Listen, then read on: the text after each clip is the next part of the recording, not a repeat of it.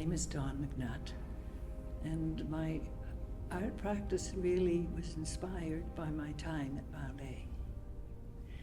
All my life I was interested in sculptural things, visual things, but it was here in the 50s that I was introduced to Alex Colville and Ted Pulford and Lauren Harris, and the students who went on to become artists well known. So it was a very special time at Mount A, and in these very spaces is where the Fine Arts Department. So it's a lovely space to come back to. For me, the sculptures, the ancient sculptures, the Cycladic figures from ancient Greece, they don't imply a particular person. So I think my work, I don't want it to express one particular person, even if it's been inspired by one or several.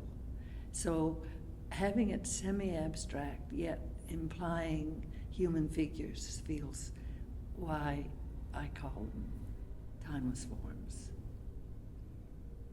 I've gone through a variety of materials, and each of them brings their own qualities. Of course, the fine silver and gold work and copper wire work, they often define the scale. And I do switch from working with miniature forms as well as life-size and even larger. Interestingly, the willow pieces in particular, it's a dialogue between myself and the materials, because while I soak the willow and use it, therefore, while it's pliable to some extent, it also pushes back. So it is a true dialogue between me and the materials. And so some of the posture, I work it.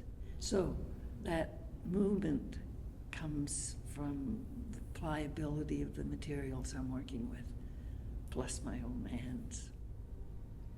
To create work for outdoors, I was keen to make some pieces and using willow allowed that.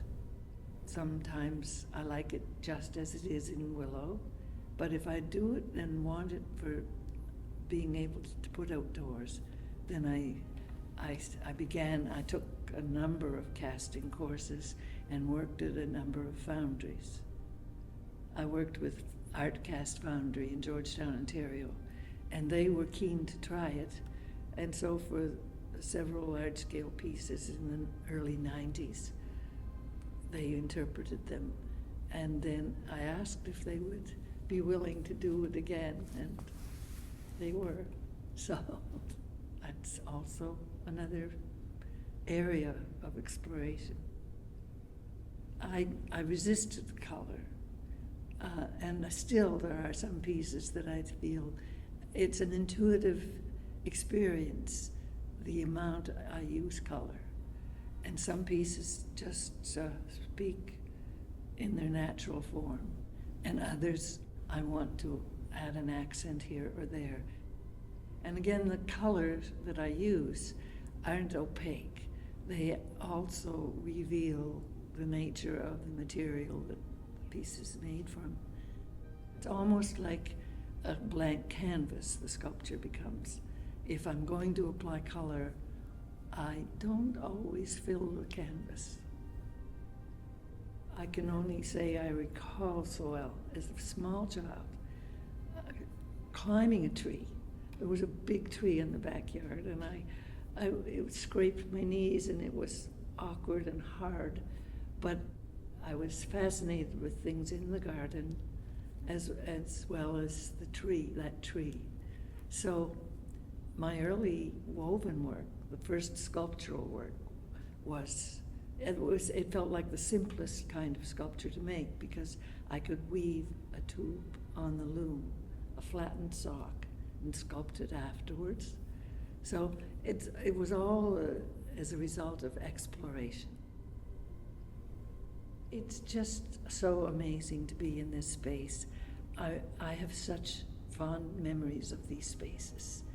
And to be in this space, which was covered wall to wall with inspirational works for years, these spaces hold a great deal of love for me.